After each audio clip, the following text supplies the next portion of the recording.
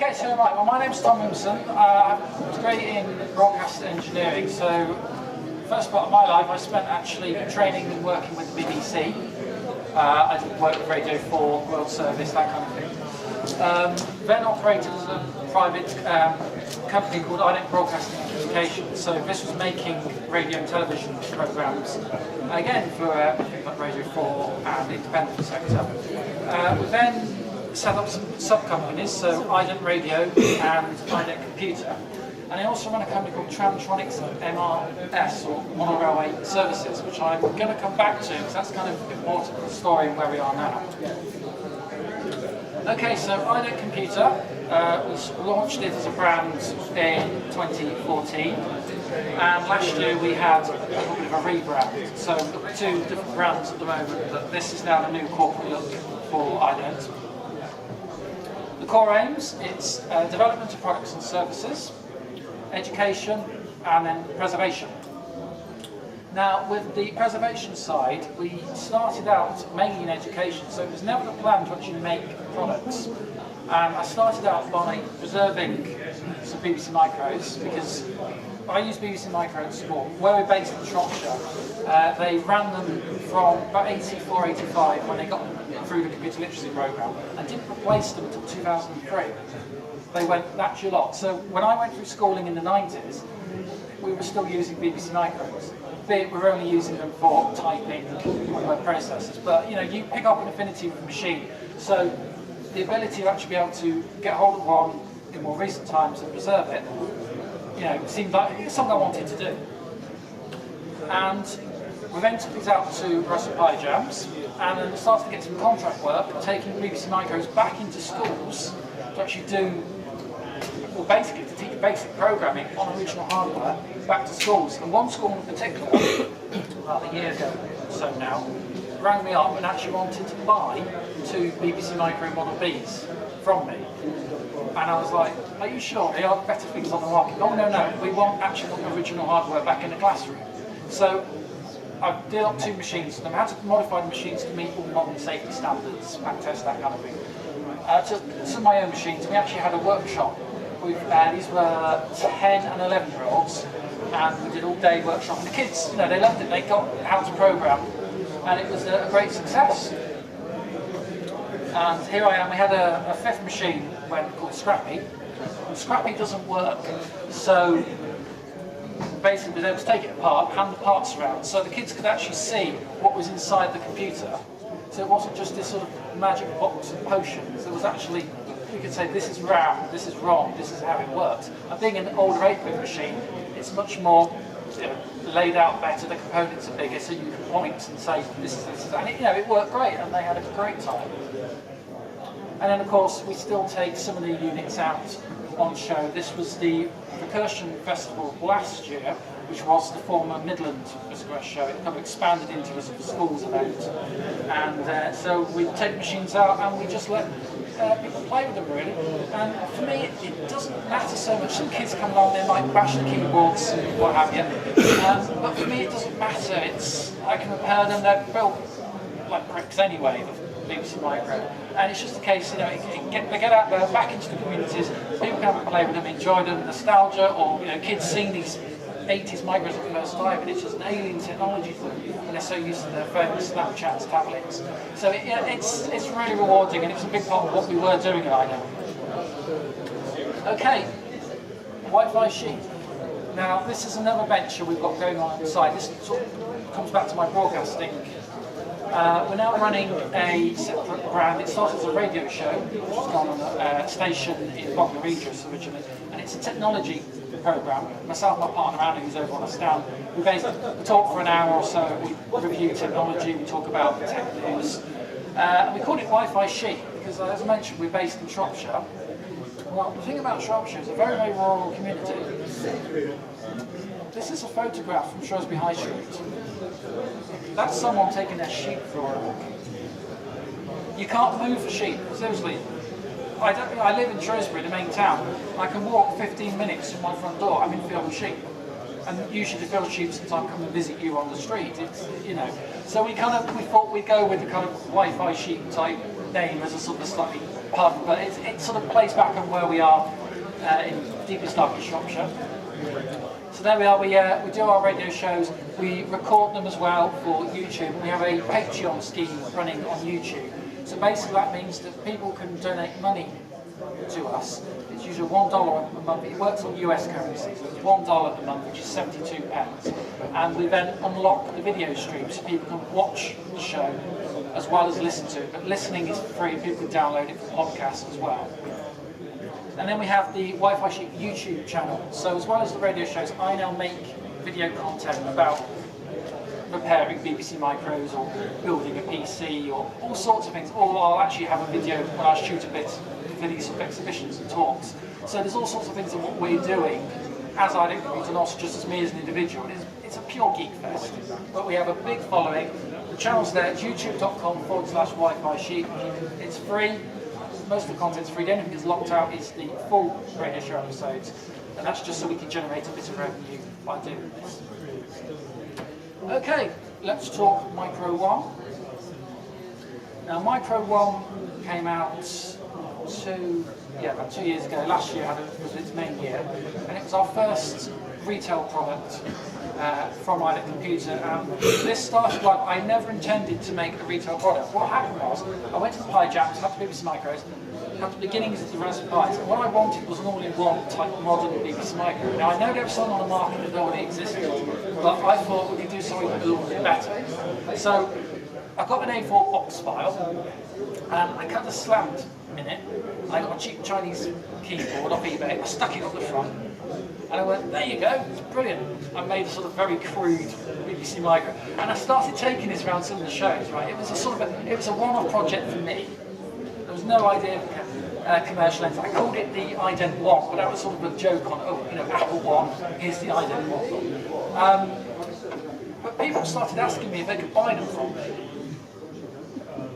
And I was like, you what? No, I like them, can I buy them from you? I said, it's cardboard, don't care.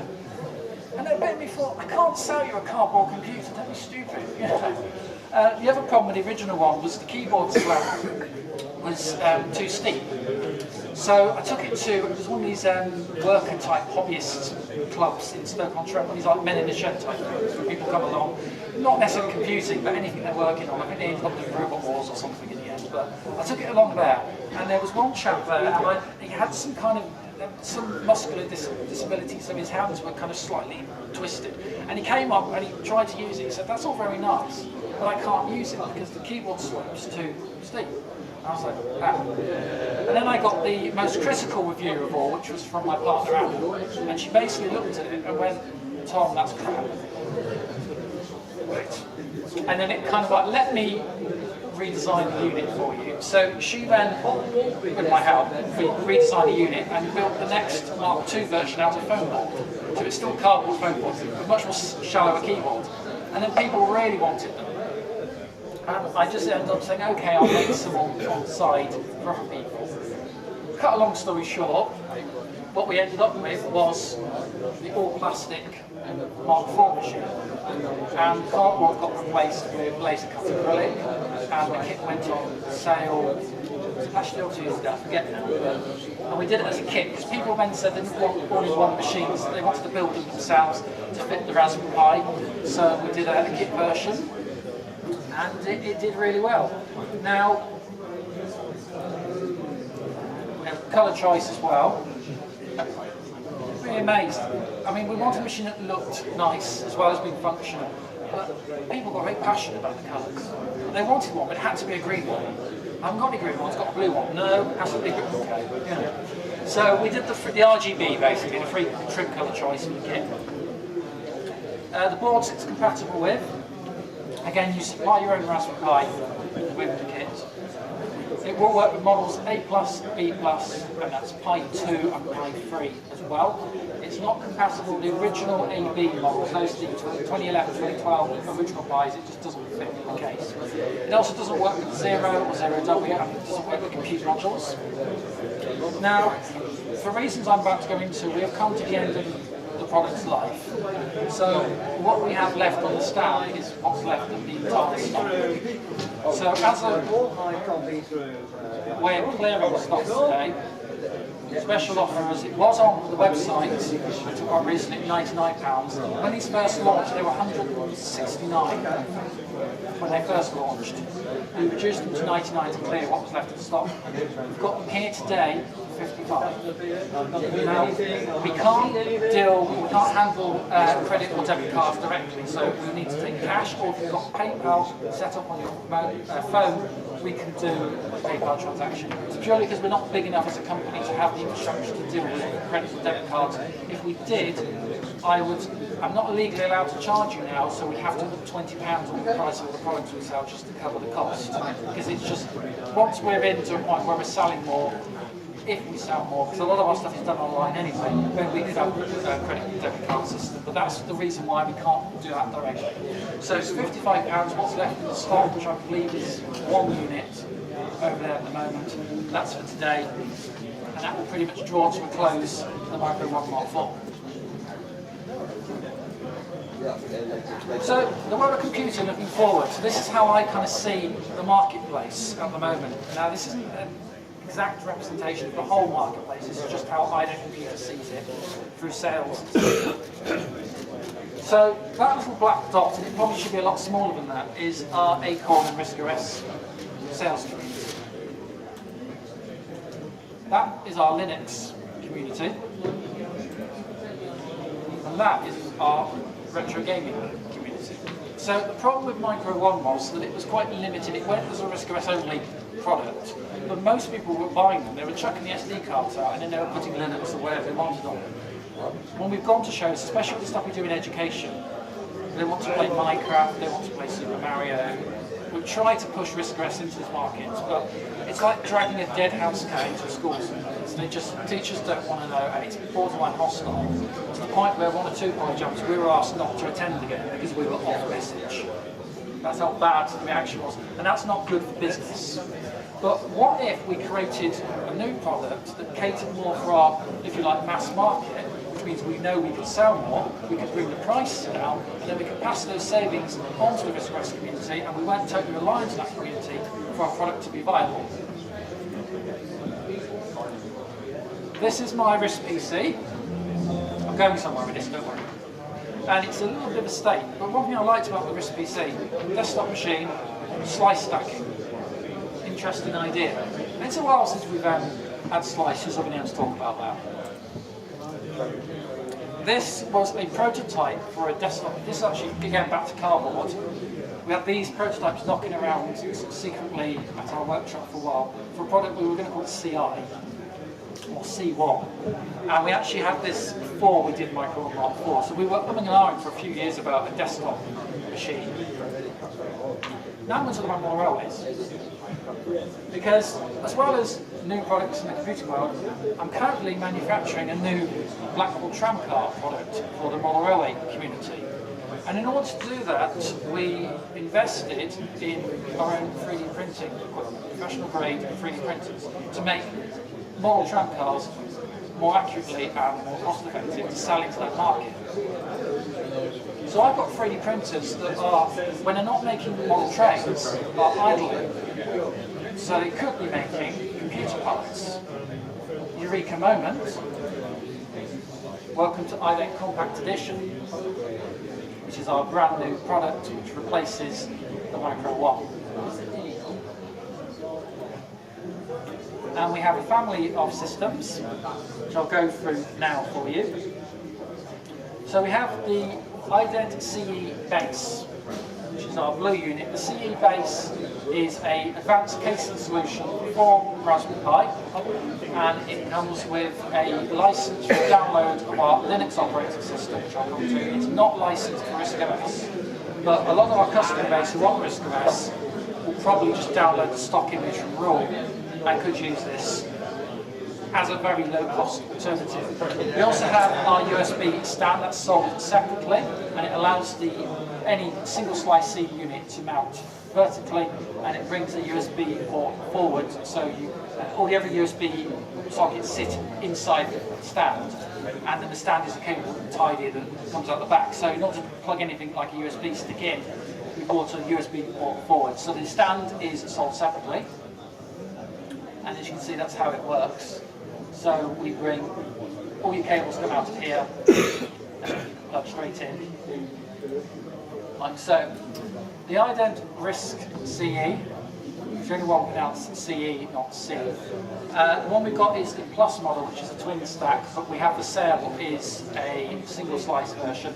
The difference here is obviously the colour scheme, the name. These are licensed for our build of RISC 5, which comes from the raw stock build. We've added a few things to it, and we bought the licenses directly from Castle to do that.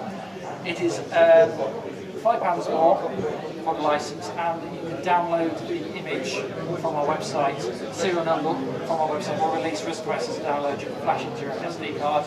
You also get access to our Linux build. All customers, be it previous Micro 1 or future CE, will get access to our Linux build for free.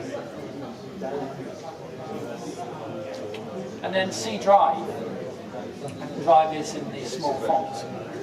C drive plays on the whole Windows C drive hard disk type hub, and it's on a dedicated gaming system. So this will be running basically as a retro game console. It comes with a cooling fan and a USB controller with a system, and it uses the RetroPie Linux build, which is very, very popular for Raspberry Pis. Most people, if they buy Raspberry Pis, they end up using these gaming machines.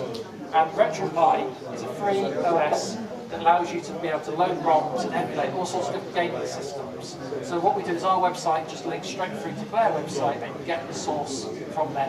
We provide the casing solution for the Pi and the gaming controller. So for something that actually looks quite cool for the gamers, they usually have the stands or they have their home consoles and have about 4 or 5 different setups. So we thought if something that looks nice sitting next to a PlayStation or an Xbox, this community for us is going to be huge. Much, much bigger than the RISC community ever will be. We think we're going to shift more of these than anything else. And obviously by shifting these, we can pass the savings on to our smaller communities. So there is the C drive unit as the kit. So ignoring these pieces here, the C base and the RISC CE single slice contain these parts. So you have the LED, screws, self-adhesive feet, the cooling plant, which is 5 volt DC motor. Control is obviously for our gaming system.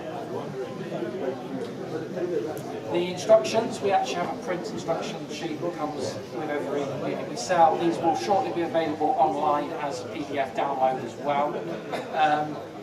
I also like the Lego instructions. The isometric view of point this, do that. And it's a very good way of doing it. We did this first with the Micro 1 kits. We've now carried on to do it on a simple point here, do this, do that, to assemble the CE units. The CE units are flexible, as in they have a number of panels that can be removed to allow for adaptation. It's a very flexible system, so you can pretty much install whatever you want inside. You don't even necessarily have to put Pi boards in. I'll come back to that in a moment.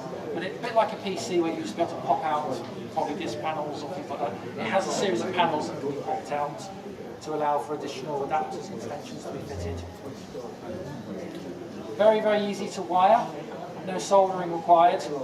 It's simply, for the LED, and if it has the cooling plant on board, it takes power from the Raspberry Pi's GPIO pins, and it's a simple push fit. There's no soldering required. It's fully labelled and in the instructions how to wire up. You don't need to have a degree in electronics to do it. It's relatively simple to sort out, so no soldering is required. And all customers, so this is Linux side, which is a Debian XFCE desktop build of Linux for Raspberry Pi. This is free for all our customers, and we actually think a lot of our customers will probably want to run this because they want to run things like Minecraft, Linux software.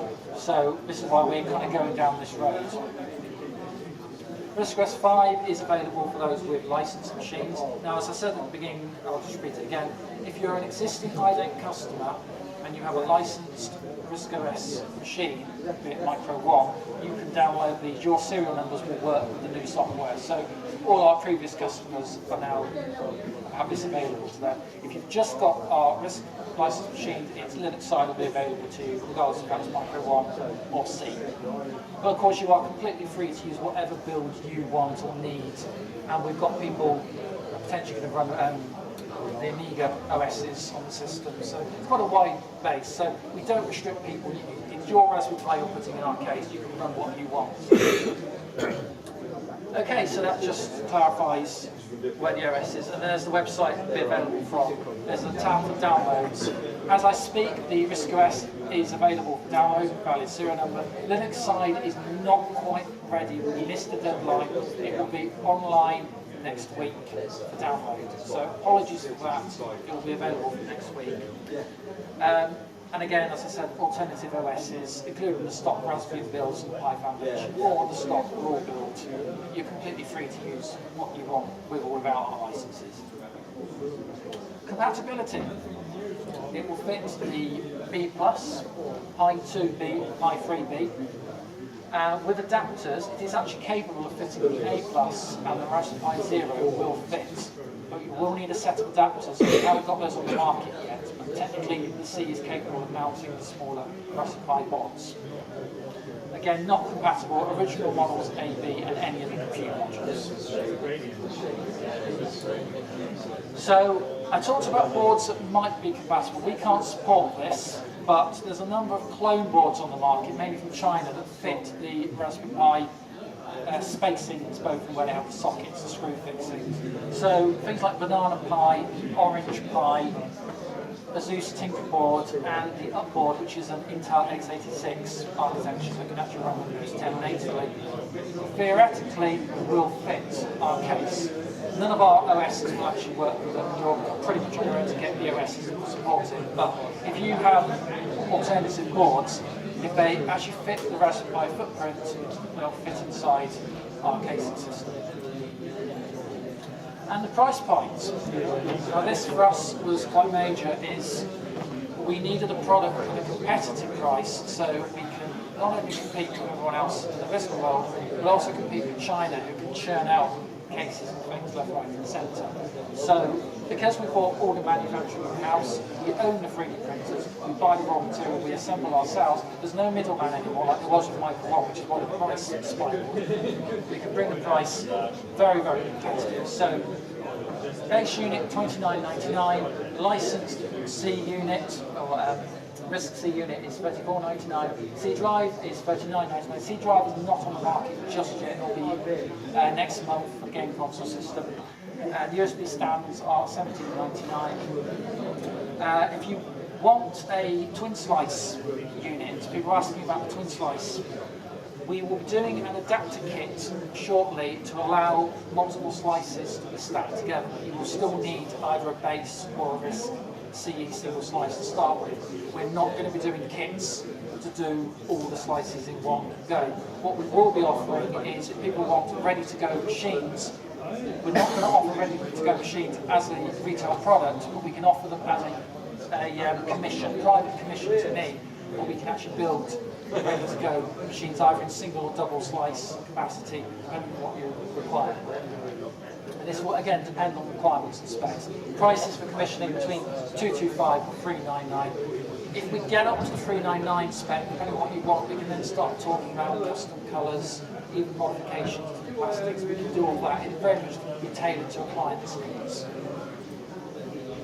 Okay, general inquiries for the company, it's info@ident-online.co.uk, and you can get me on Twitter, if you are on Twitter as well, follow me.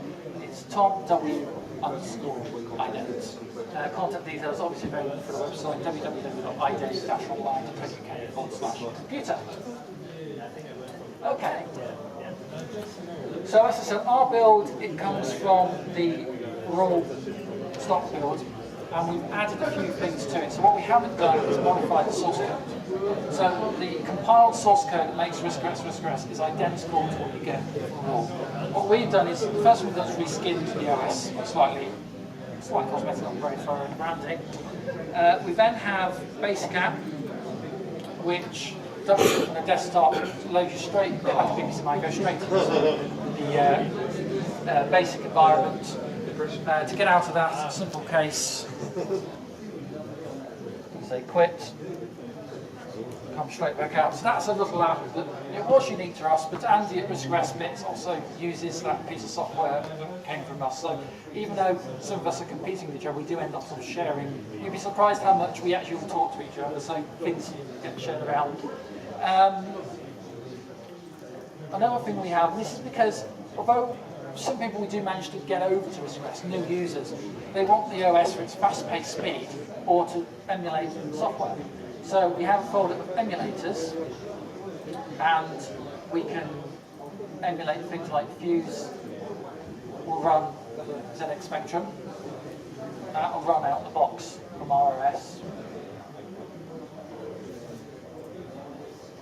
Just say yes to that. We have DOSBox, and that will actually run x86, earlier x86 PC, Windows applications. I won't do it right now, but we have actually got Windows 3.1 loaded on here as well. It can actually run through DOSBox. So for those of you that have the RISC PCs, PC cards and still using 3.1, it's actually now possible with the Pis are fast enough, especially the Pi 2.3, they can actually just run it without needing additional hardware. Now, another issue is the lack of 26-bit software support in RISC 5. So, if you have an Archimedes application, or an Arthur Archimedes, RISC 3 type application, a lot of those would require 26-bit. RISC 5 does not support 26-bit software. So, for example, if I try and run Lemmings, you can see it says it's not 32-bit compatible, doesn't work. Now there's a number of solutions, some free, some don't work, and some are pay. Our solution is that we actually set up RChem for you. The one thing we can't legally supply is the ROM. You need a RISC OS 3.1 ROM, and it's shift double-click the Blink, and you put the file inside the Blink so the emulator can see it. I can't legally tell you how to obtain those, but if you can search the internet, that's all I can say about why it's not difficult to get hold of. So if I can double-click the app, we will now boot as if we were an Archimedes into RISC 3.1. This is on top of RISC 5.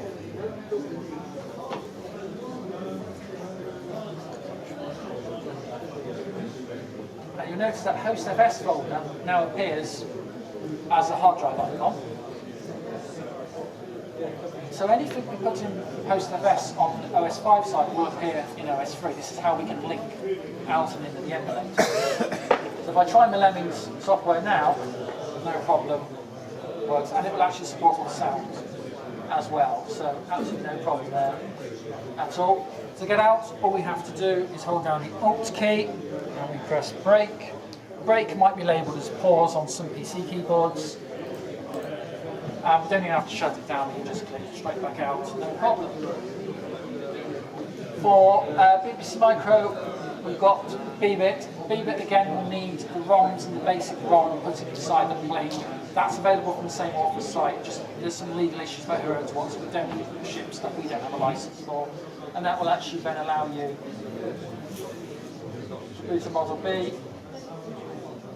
No problem. And then if you've got disk images or ROMs or BBC Micro 8-bit software, or if you need to run the 6502 code, you can do it all through this emulator. And again, to get out of this one, we can just hit F12, no problem. And the final one we'll just show you, the new one, is Scan VM. There we go. What this isn't so much an emulator, it's more a executable front end for a number of PC, DOS and Amiga point-and-click games from the late 80s, early 90s. It can only run certain lists of software, so the emulator has a list of software it can run, and it creates a new executable that takes the raw source file, so you have to own the actual software, and it will actually then create a front end that can execute on RISC OS. So in my case, I've got Mist, which was the classic Seat Worlds game from 1993, first came out on Macintosh. And if I've got it here loaded, I can hit start. And it will actually then run, and it supports the Apple QuickTime as well, natively, so you don't need to do much in the way. I'll just click through.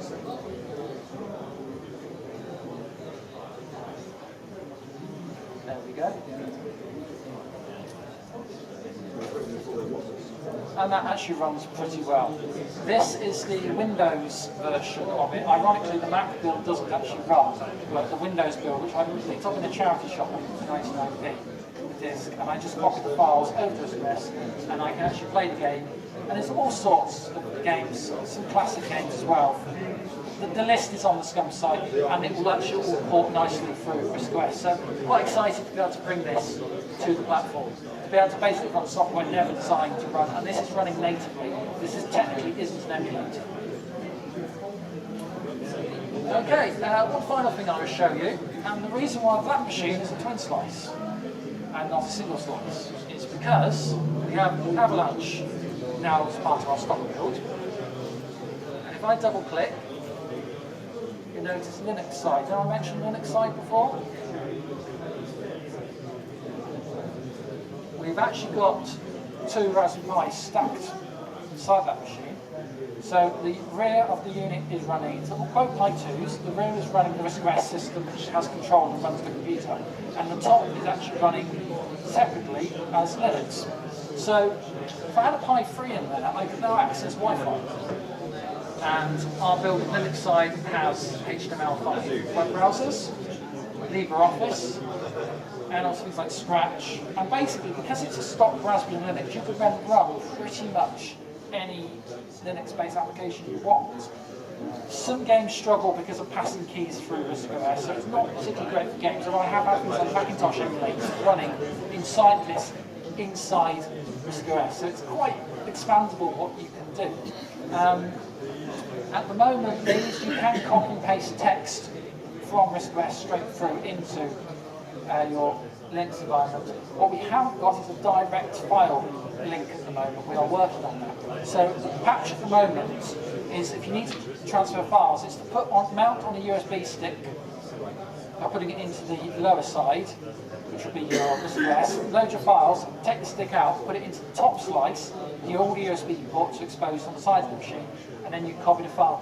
We are going to get around to sorting this out very shortly. This is another reason for having downloads and not SD cards, is that when we do an update, our customers can come and reflash or flash the new SD card, whatever they need to do to get new update software if we bug fix something. We can't give warranties for these operating systems because even the stock builds where we got from, there's still some bugs there, all under development, but we got them stable and good enough working. But mainly you'd use this for internet, and that's the main reason for it, or if you need LibreOffice. So, let's see if we can open that. Linux side itself, for those of you who use the Linux builds on any Pi, you know it's slow. You run RISC-OS. When I take RISC-OS to shows, they are amazed how fast it runs on the Pi. So what I've had to do is start basically from scratch, a Raspberry base build, cut all the sort of chaff out that they put on, so it's skinned to the bare minimum to operate as a graphical user environment. And this is what you get. There we go. So we've got a full HTML5 web browser in there. So you could strip out more programs if you want on the inside, or you can add what software or modules you need. So that's pretty much the basic tour of the system and what we're doing here at Ident Computer. Thanks so much for listening. I'll open the floor to any questions. What version of the Pi have you got? In that one, it's 2 Pi 2 boards in that one. Ideally, you put Pi 3s in, just because it was how we had to build a lot of computers very quickly. So the only Pi 3 I had went in the game console. We recommend Pi 3 going in the game console because it needs the power to do it. So whereas RISC-OS is quite happily on the Pi 2, and Linux, our build's all right on the Pi 2, but if you need Wi-Fi support, we recommend using a Pi 3 board. When I spoke to you last week at Recursion, briefly, you mentioned something interesting about the plastic. Oh right, yes, the plastic itself. Yeah, the plastic is PLA, which is basically it's a type of organic plastic. There's no oil in it. It's actually made of cornstarch, so it doesn't burn, and it's technically compostable. So we've sort of been using PLA for a while. It has a good quality to it. We actually have some pieces on this stand that we can show if you want to have a look at what the quality of the plastics are. It feels like a kind of an ABS type plastic, but it will actually biodegrade. It's not that toxic to the environment. There's no oil in it. We've done the fire tests. Basically, when we started with the trams, we started setting fire to some prints just to see what it would do. It just went to water almost and just poured a puddle on the floor. The mounting point, though, if you're worried about, well, is my machine going to get warm and start bending, it doesn't stop melting until it gets to 170 degrees Celsius. If you're in a room that's got to that temperature, you've got other problems. You know what I mean? So that's the mount point. And also, it's perfectly fine with water. It doesn't dissolve in water, despite the fact it's actually made from cornstarch. It's an amazing material, and I think you're going to find, mainly in food packaging, you'll find PLA will now start replacing other plastics. And they already use it in the medical industry for like internal staples and bits of plastic or whatever they need to leave inside the body. It's not harmful to the body, and you will actually digest and go straight through as a food. Although I wouldn't recommend eating it. Thank you for reminding me about that. Cheers, thank you. Well, once again, thank you all so much. Do go and say hello to Anna, she's on the stand. We've got limited stock of both Micro 1 and both versions of the C with us here today. So thanks all very much. Cheers now, thank you.